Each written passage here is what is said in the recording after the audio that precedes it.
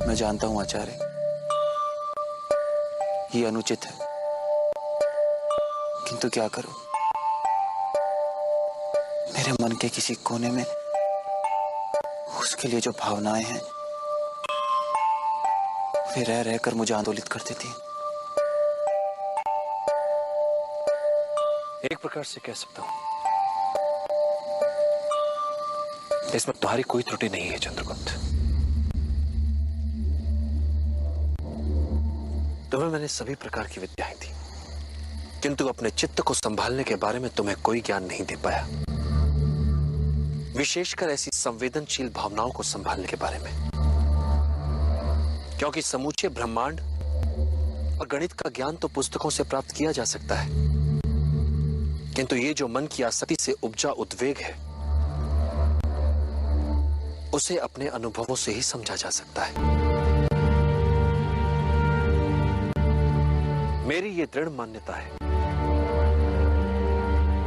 कि बच्चों को पहले 5 वर्ष तक अपने हृदय का टुकड़ा मानकर भरपूर प्रेम देना चाहिए,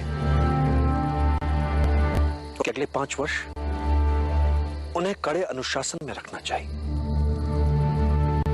और जब वे 16 वर्ष के हो जाए तो उन्हें अपना प्रिय मित्र मान लेना चाहिए।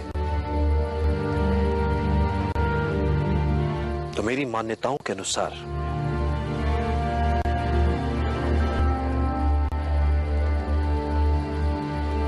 अब तुम मेरे प्रिय मित्र की तरह हो चंद्रगुप्त,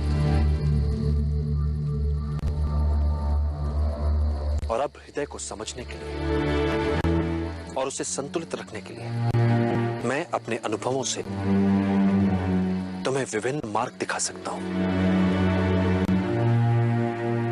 तुम्हें इस समय जिस पीड़ा का अनुभव हो रहा है वो किसी भी तरह से विशिष्ट नहीं है, किंतु तुम्हें लगता है कि तुम्हारे हृदय में झंझावात चल रहा है। वैसी पीड़ा का अनुभव आज तक विश्व में किसी ने किया ही नहीं होगा, किंतु ये एक साधारण सा आकर्षण मात्र है, एक पुरुष का एक स्त्री के लिए आकर्षण। यदि इस आकर्षण और इस आकर्षण के प्रभाव को न किया गया तो इसके भयंकर दुष्परिणाम हो सकते हैं।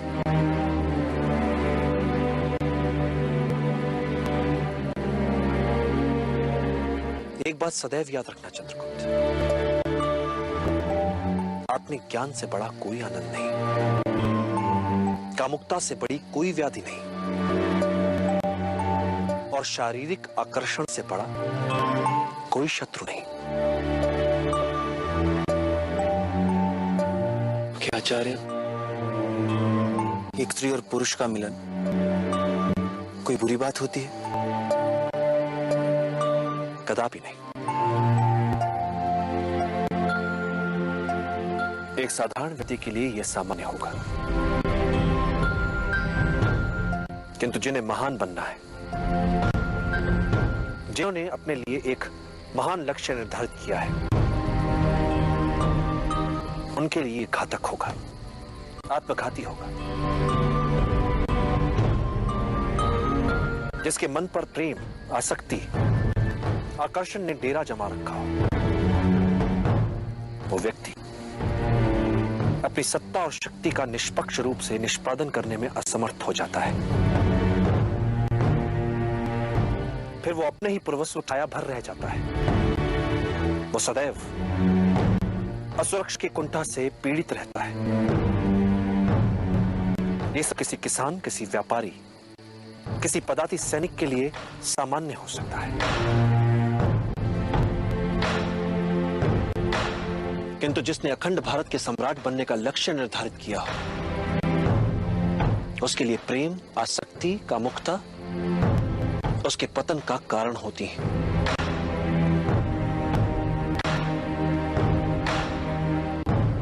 कभी कभी सोचता हूं आचार्य कि यदि इस लक्ष्य को पाने के लिए इतना भारी मूल्य ना चुकाना पड़ता तो। साधारण मूल्य चुकाकर यदि इतना बड़ा लक्ष्य मिल पाता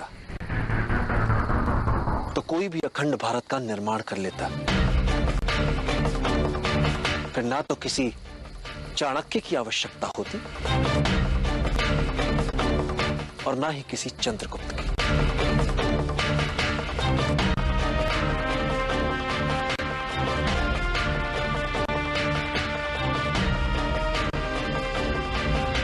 अखंड भारत का निर्माण एक ऐसी शैया है जिस पर तरह तरह के आत्मानुशासन के कांटे बिछे हैं, और इस पर वही लेट सकता है जिसने अपने शरीर को अभ्यास करके वज्र सा बना लिया हो। और इस प्रकार के व्यक्ति के लिए स्त्री का आकर्षण विध्वंसकारी होता है। विश्व में निष्कलंक पौरुष सा सुंदर कुछ नहीं। स्त्री से स्वच्छंद कोई जीव नहीं। स्त्री में पुरुष से 2 गुना भूख, 4 गुना लज्जा और 8 गुना कामुकता होती है। भले ही ये तुम मान लो कि तुमने सब कुछ जान लिया है, फिर भी तुम स्त्री को कभी नहीं जान सकते।